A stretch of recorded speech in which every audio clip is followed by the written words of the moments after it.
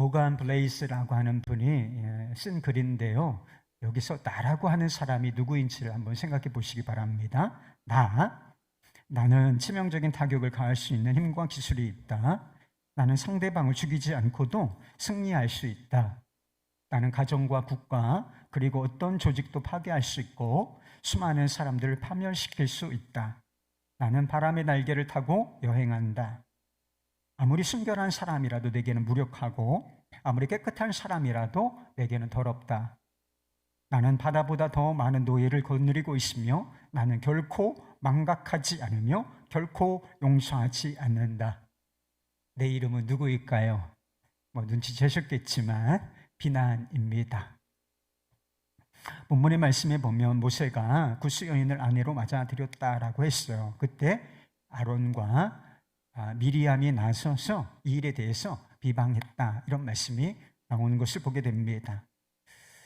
이스라엘 백성, 그것도 지도자예요. 지도자가 이방 여인을 아내로 취하였다. 이것이 문제가 될 것인가? 일단 십보라라고 하는 아내가 있었다는 것이 문제있죠.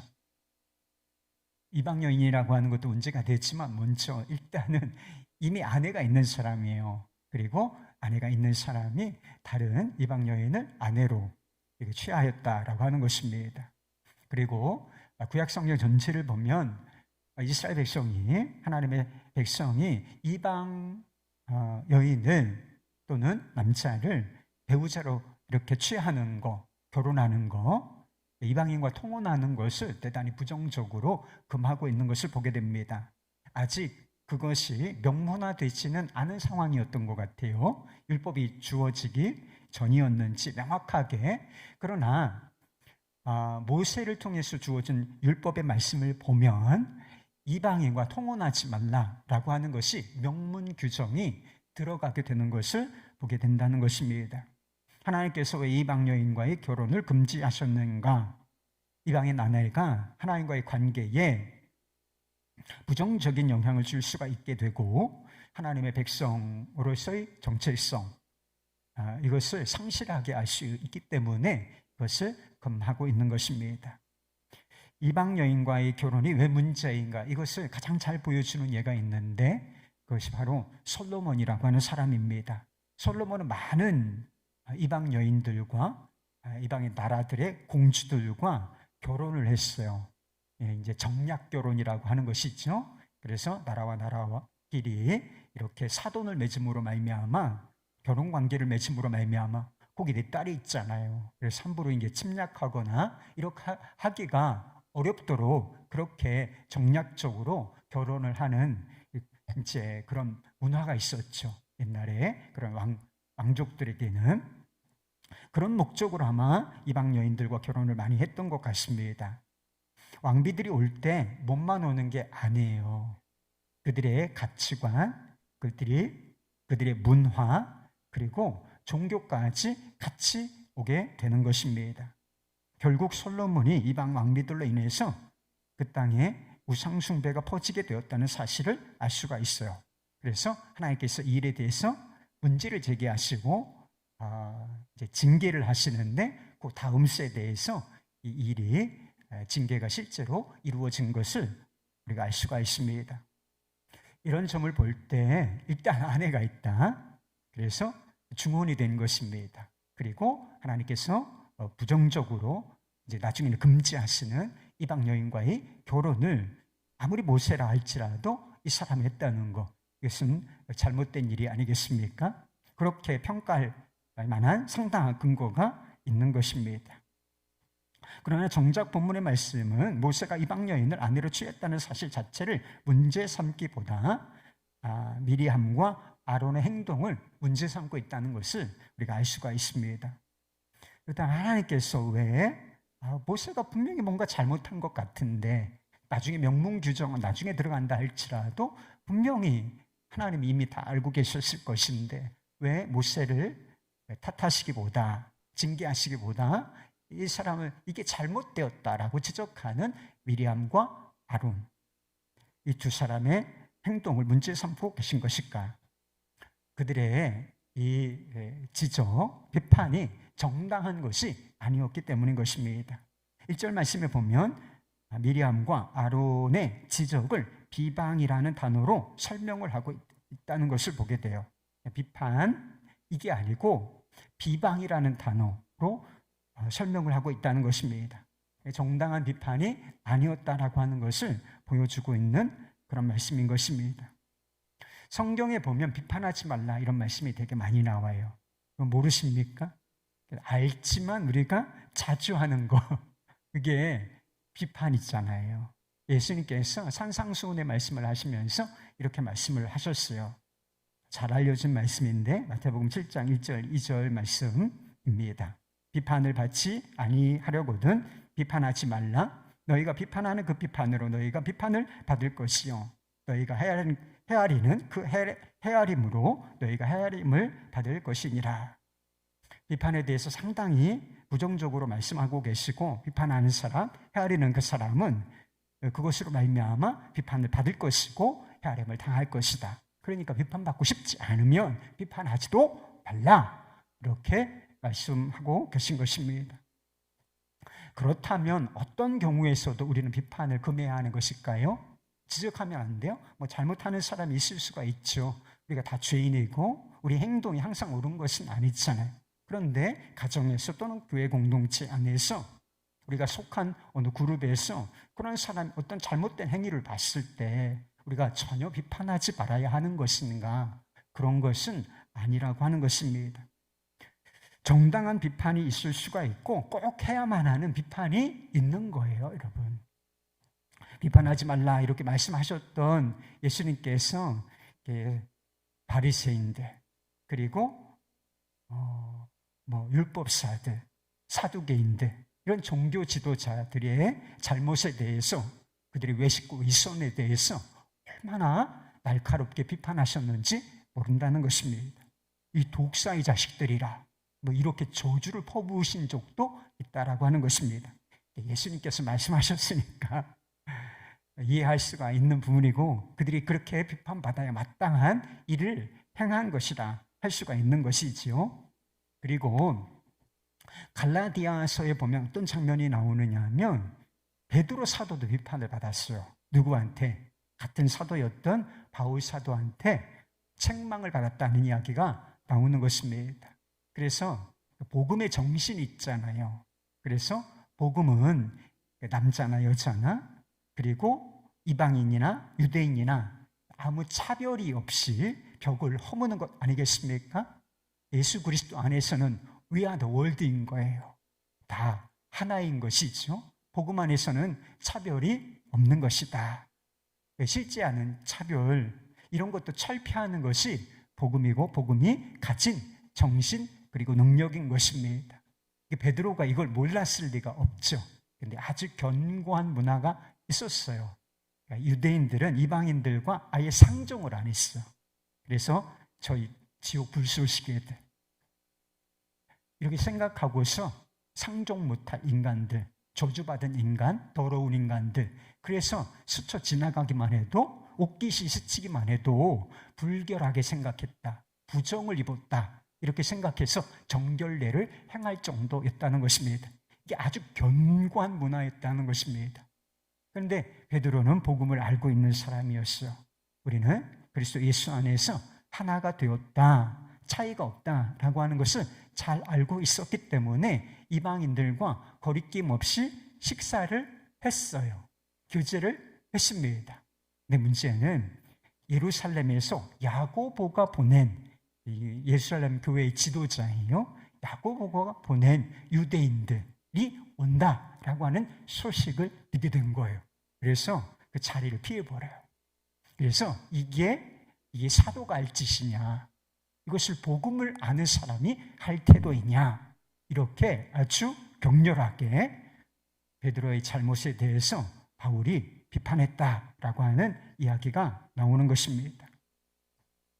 그렇다면 비판하지 말라는 예수님의 말씀은 어떤 의미가 있는 것일까요? 우리말로 비판이라고 번역된 단어를 영어 성경에서는 judgment라고 번역을 했어요. 이게 무슨 뜻이냐면 판단, 심판, 그리고 정죄, 이런 뜻을 가지고 있는 것입니다.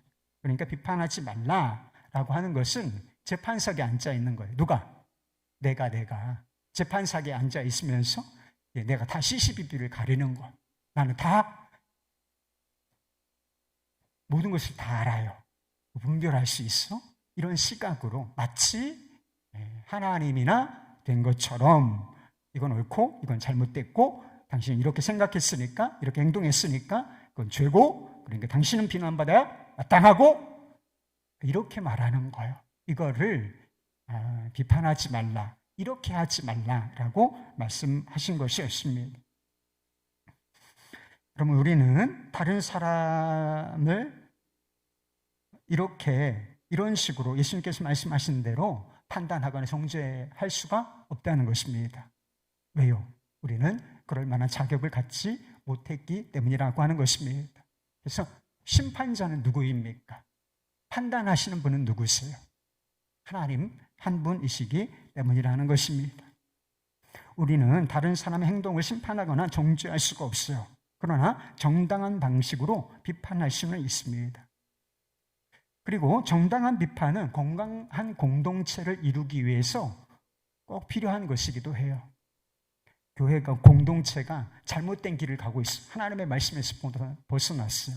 만약에 제가 하나님의 말씀에서 벗어나 어떤 행동을 계속한다고 생각해 보십시오. 교회 공동체를 그런 식으로 이끌어가는 거예요.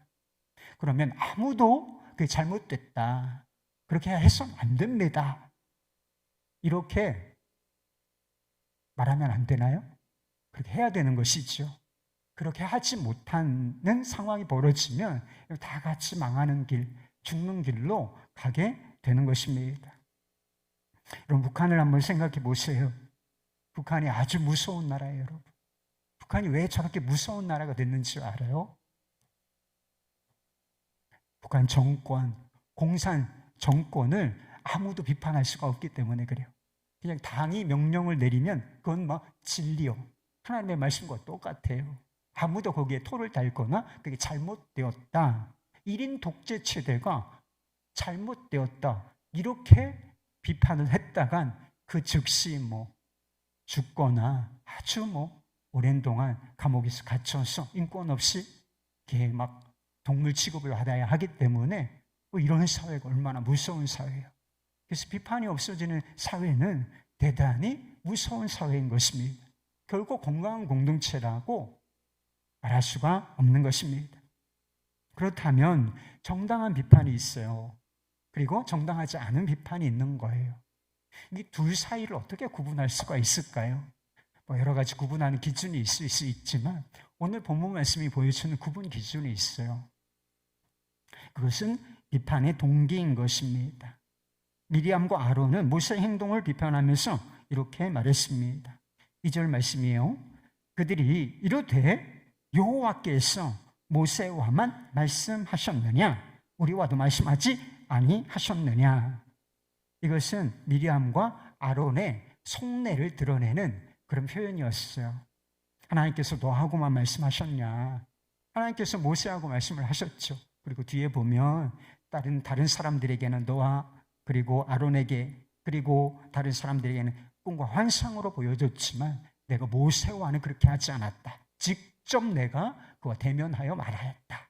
이런 말씀이 나오잖아요.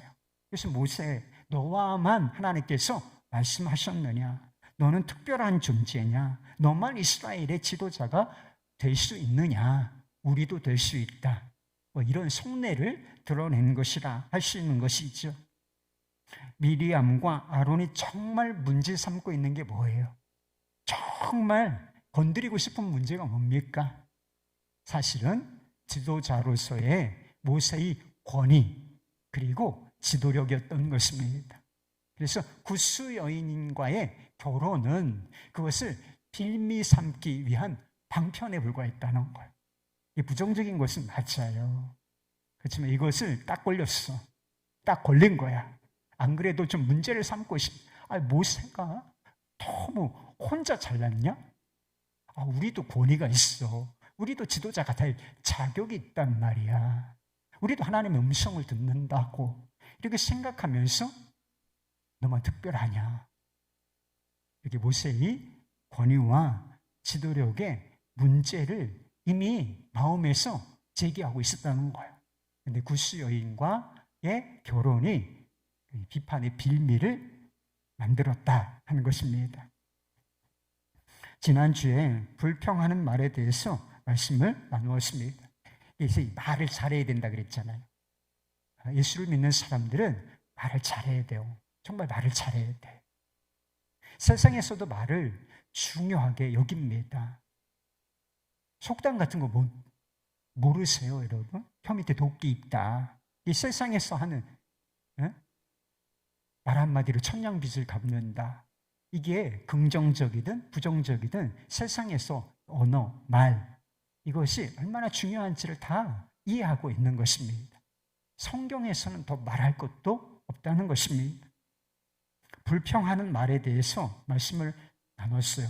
불평할 수도 있는 거지 뭐. 그래요, 여러분? 정도의 차이는 있어요, 사실.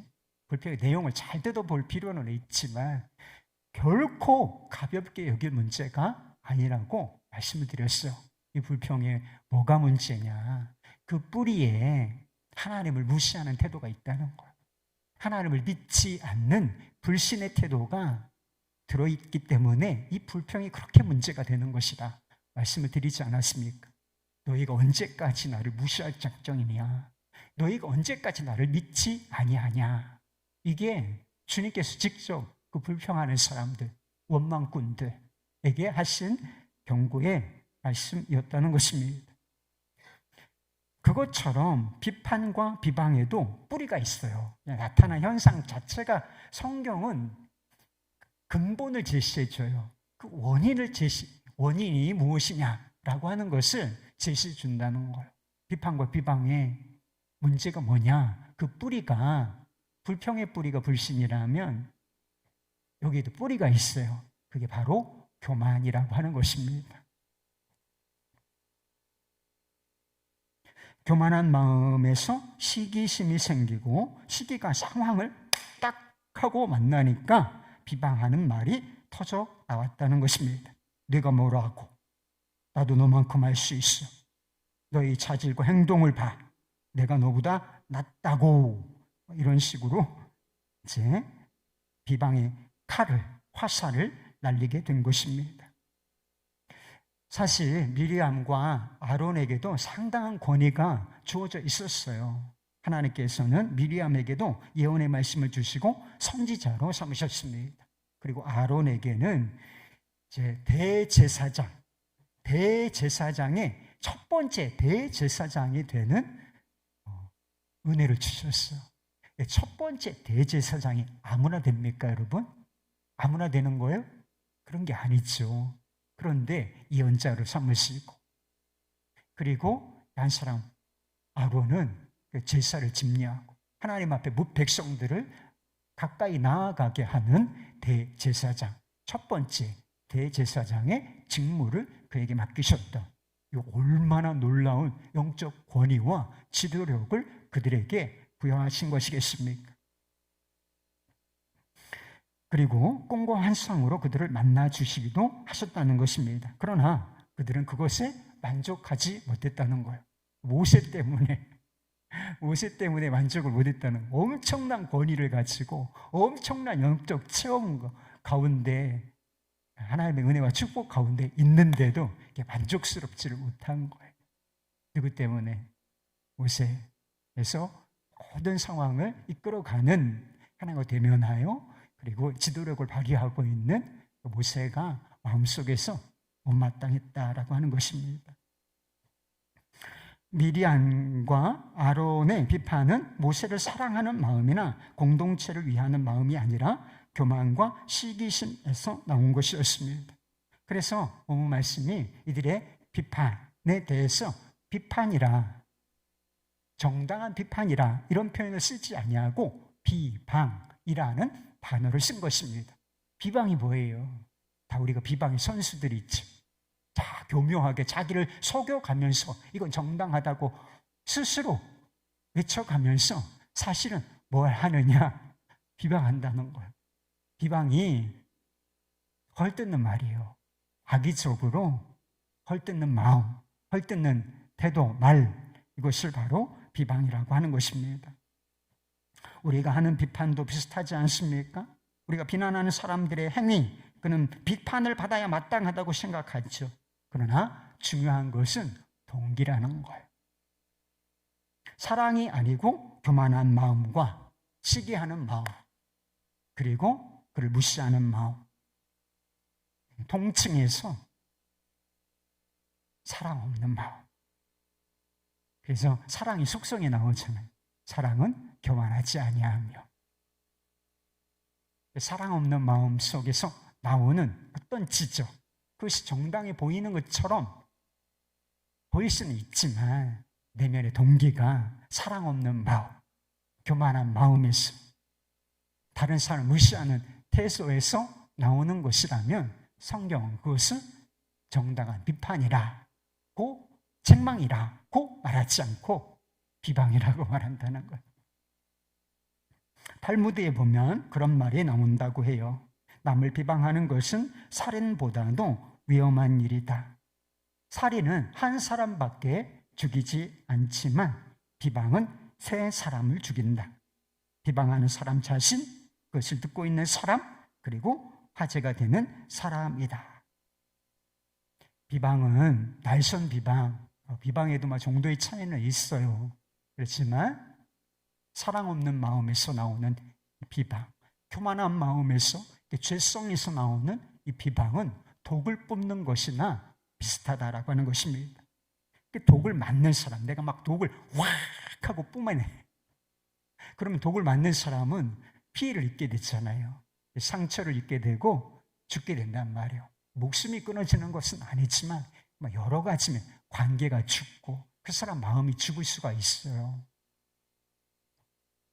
그런데 독을 맞는 사람만 죽는 게 아니라 독을 뿜는 사람도 죽게 돼 있다는 거예요. 여러분, 독을 뿜으려고 하면 어떻게 돼 있어요? 어디에 독이 있어야 돼? 여기에 독이 있단 말이에요.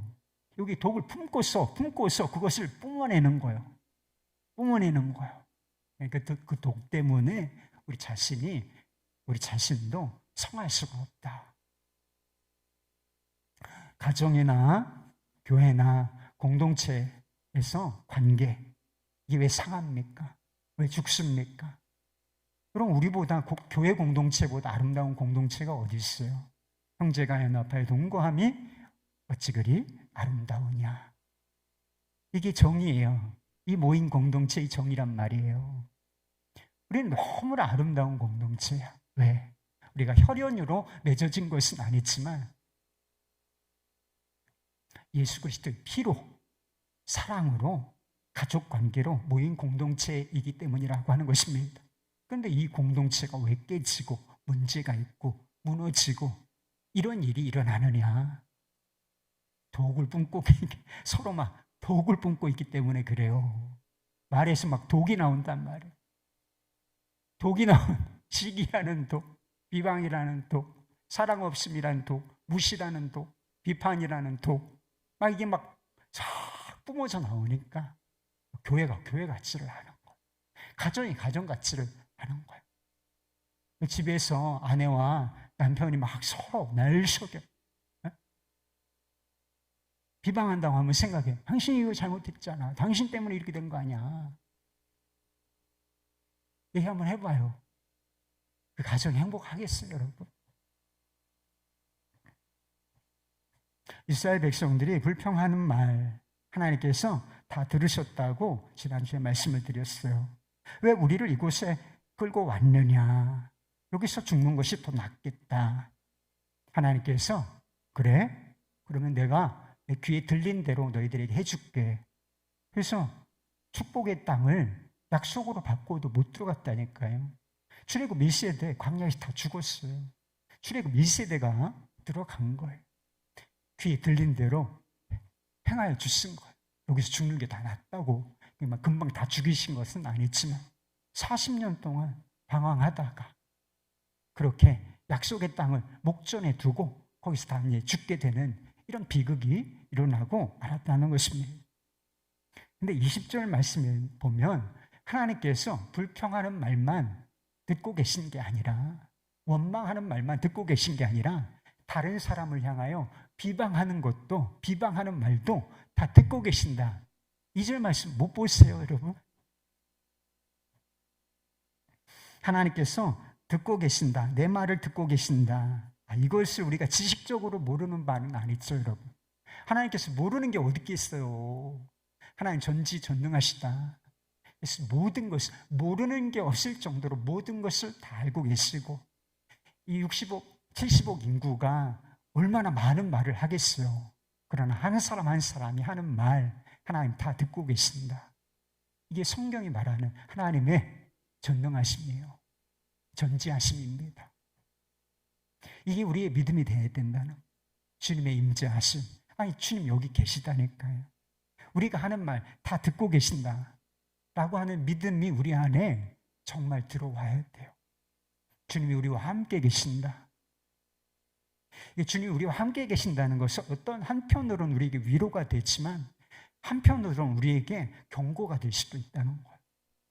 그래서 이 부정적인 것이, 이게 주님이 함께 계시다, 주님이 다 아시지, 주님께서 내가 하는 말 알고 계시지, 이게 부정적으로 흘러가는 것을 막아줄 수가 있어요.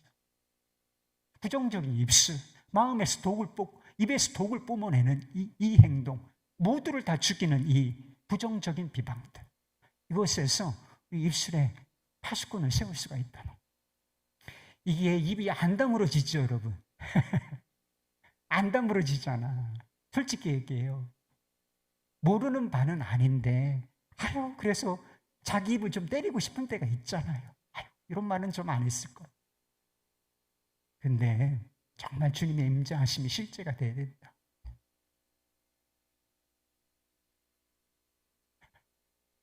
주님이 여기 나와 우리와 함께 계시고, 우리가 하는 말 잘 우리가 서로 축복하는 말 흐뭇하게 들으시지, 우리가 서로 비방하는 말 얼마나 마음 아프게 들으실까.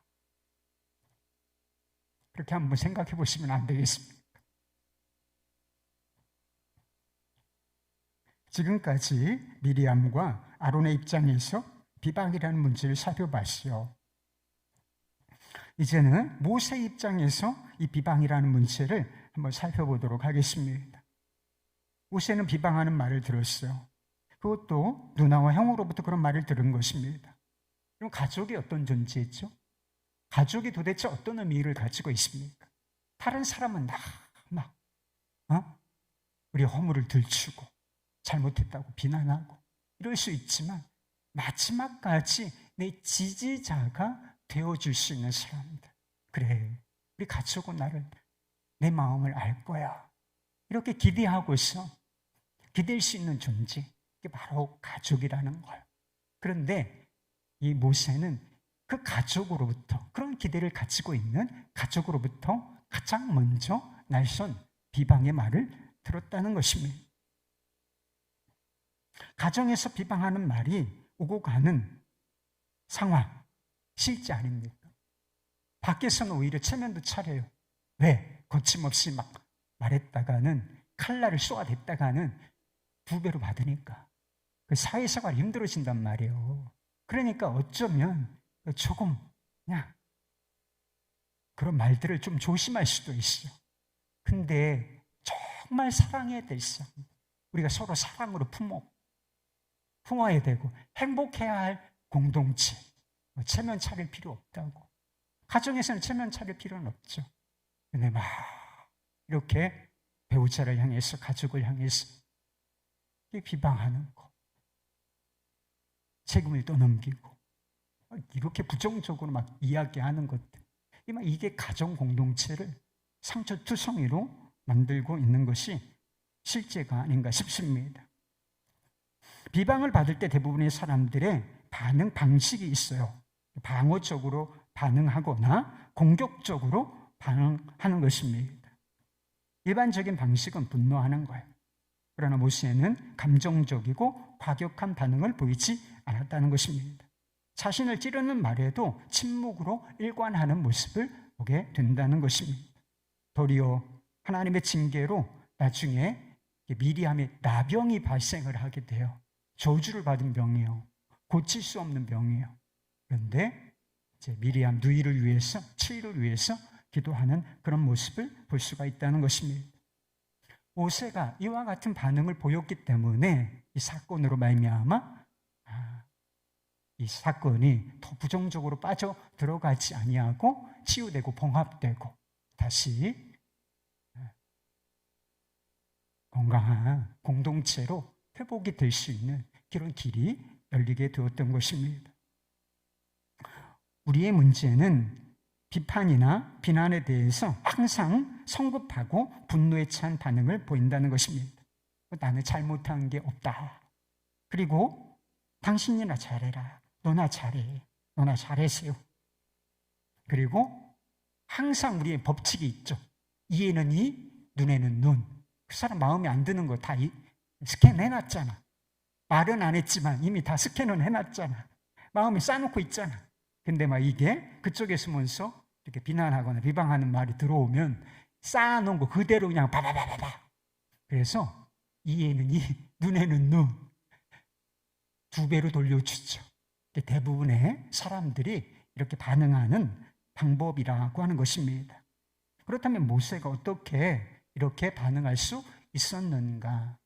원인이 있었다는 거예요. 3절 말씀에 나옵니다. 이 사람 모세는 온유함이 지면의 모든 사람보다 더하더라.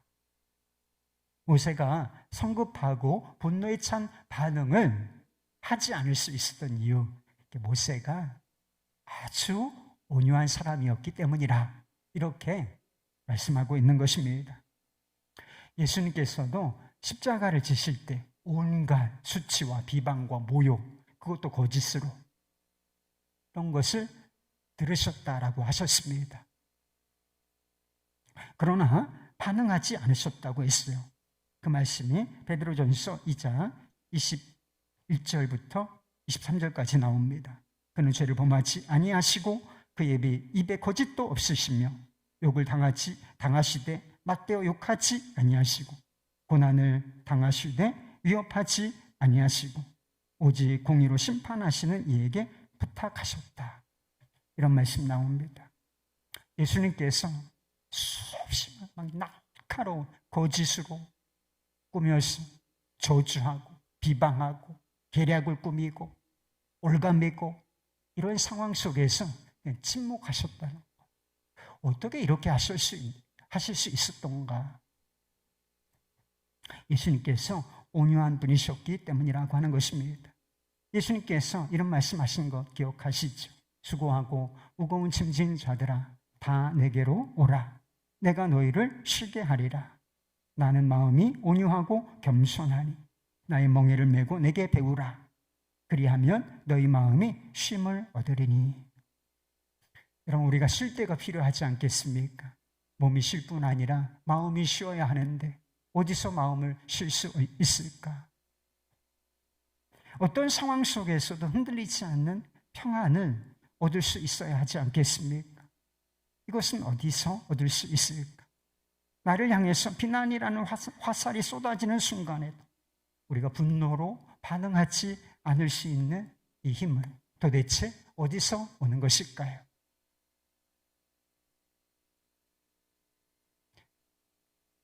우리 주님이시고 구원자이신 예수 그리스도, 그분의 겸손과 온유를 배우는 것에서 다 얻어지는 것들이라 하는 것입니다. 온유함이라고 하는 것은 무엇을 말하느냐? 그냥 좋은 게 좋다 이런 뜻을 의미하는 게 아닙니다. 무기력한 평화주의 이런 것을 의미하는 게 아닌 것입니다. 온유함이라고 하는 것은 하나님의 말씀이 나를 다스리고 있는 상태를 말하는 것입니다. 성령께서 우리 안에 오시지 않았습니까? 그래서 내 자아가, 내 육신적인 어떤 본성이 나를 지배하고 다스리는 것이 아니라 우리 안에 와 계신 성령께서 나를 말씀을 통하여 다스리시는 상황, 이걸 온유하다고 부르는 거예요. 사람이 힘이 없는 게 아니에요. 에너지가 없는 게 아닙니다. 힘이 있고 에너지가 있지만 이게 망아지처럼 야생마처럼 날뛰는 것이 아니라 잘 길들여진 상태, 성령에 의하여 통제당하고 받고 그리고 다스림을 받고 있는 그 상황, 그것을 온유하다라고 하는 것입니다. 세상에서 말하는 온유함과는 거리가 있는 것이지요. 모세는 날카로운 비방에 즉각적으로 반응하지 않았습니다. 방어적으로, 그리고 분노에 찬 공격적인 반응을 하지 않았다는 것입니다. 똑같은 방식으로 미리암과 아론을 비방하지도 않았다는 것입니다.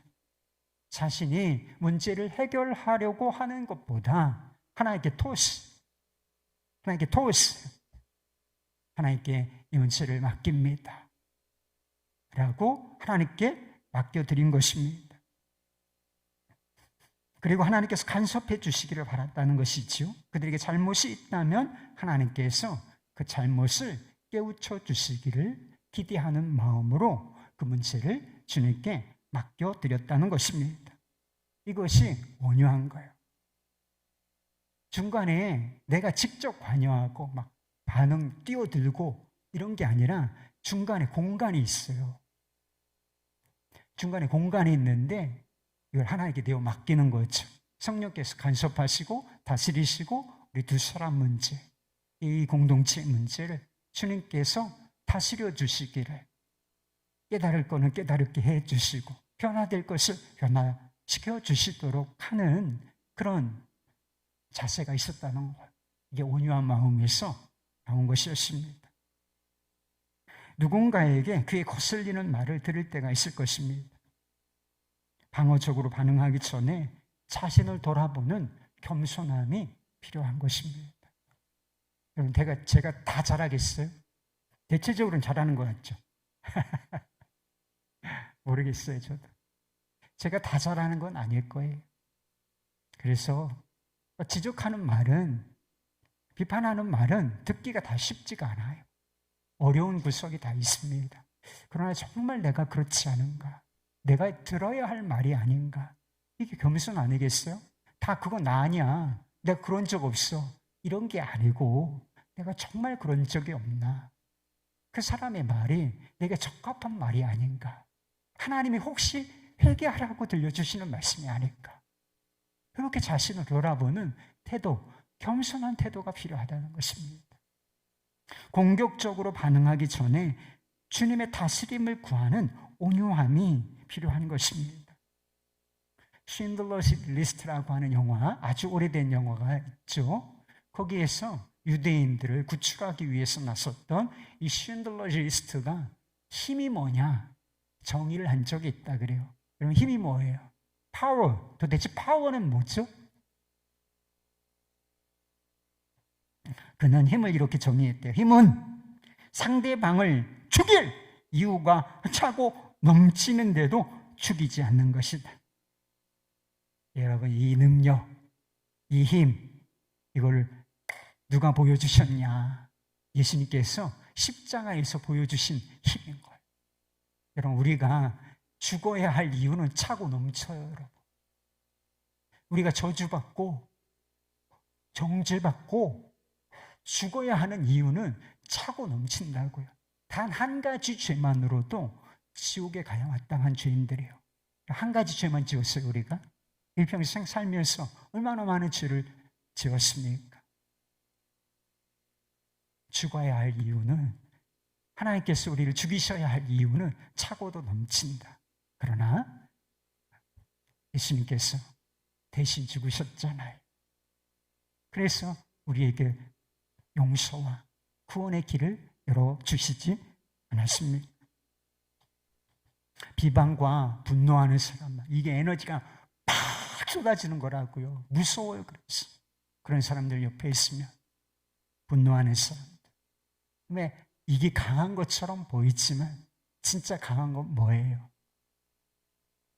겸손과 온유함이라는 거예요. 그런 것들도 이렇게 좀 쉬고 그걸 받아낼 수 있는, 막 서로 막 맞짱 한번 뜬다 이제 이런 게 아니고, 그것을 스펀지처럼 좀 쿠션이 있는 것처럼 받아낼 수 있고 그 방향을 좀 바꿀 수 있는 이 태도, 이 힘, 이게 진짜 힘이죠. 그게 겸손과 온유라는 것입니다. 남아프리카 공화국의 만델라는 흑인 인권 운동을 하다가 종신형을 선고받았습니다. 그는 감옥에서 나와서 사회에 복귀한 이후에 대통령이 되었어요. 대통령은 힘을 가진 사람이죠. 한 나라의 탑 리더, 국군 통수권자, 권력의 1인자 아니겠어요? 그런데 이런 최고의 권력을 가졌을 때 그가 선택한 것은 복수가 아니었습니다. 백인 우월주의자들, 인종차별주의자들, 그들을 향한 용서, 이것이 그가 선택한 것이었습니다. 그리고 수용 생활을 했던 그 감옥의 교도관들, 백인 교도관들, 그들을 대통령 취임식에 초대를 했다는 것. 그를 아름다운 인생의 승리자로 만든 것은 분노에 찬 투쟁, 복수, 이런 게 아니었어요. 그것은 용서와 사랑이라는 또 다른 힘이었던 것입니다. 스카솔즈가 쓴 온유함으로 답하다라고 하는 책에 보면 댄 크래쇼라고 하는 사람의 이야기가 나옵니다. 댄 크래쇼는 미국의 공화당 하원 의원이었어요. 그는 아프가니스탄 전쟁에 참전을 했다가 폭탄이 터지는 바람에 한쪽 눈을 실명을 하고 말았어요. 눈이 없으니까 보통 때 이렇게 안대를 하고 다녔다는 것입니다. 그런데 2018년에 코미디언이었던 피트 데이비슨이라고 하는 사람이 안대를 한 그 사람의 모습을 조롱하는 일이 있었습니다. 전쟁터에서 눈을 잃었다는데 정말일까? 뭐 이런 식으로요. 전투에서 얻은 장애를 조롱한 피트 데이비슨에게 대중들은 엄청난 비난을 쏟아부었다는 것입니다. 비난이 얼마나 진짜 잘못한 거죠. 전쟁에서 목숨을 걸며 싸우다가 국가의 이익을 위하여 싸우다가 이렇게 장애를 얻은 그 사람을 비난했다는 거, 조롱했다는 게 이게 얼마나 큰 문제입니까? 막 융단 폭격을 한 거예요, 대중들이. 그래서 그는 자기 혐오와 우울증에 빠져서 살아갈 의욕을 잃어버렸다는 것입니다. 그는 인스타그램에 이런 글을 올렸대요. 더는 살고 싶지 않다. 살아보려고 안간 힘을 쓰겠지만 얼마나 더 버틸 수 있을런지 모르겠다. 나는 그저 사람들을 도우려 했을 뿐이다. 이 점만큼은 기억해 주기를 바란다. 그는 비난을 받은 당사자 댄 크러쇼가 어떻게 반응을 했는가? 그 사람을 향하여 반격하거나 그 사람을 무시하는 행동을 보이지 않았다는 것입니다. 그는 이 피트 데이비슨에게 연락해서 조용히 그를 위로했다는 것입니다. 하나님은 특별한 이유가 있어서 당신을 이곳에 두신 것입니다. 그 목적을 찾는 게 당신의 임무입니다. 그리고 그 목적대로 살아야 합니다. 이후에 두 사람이 한 코미디 쇼에서 만나게 되었습니다. 그래서 화해의 악수를 나누게 되었다는 것입니다.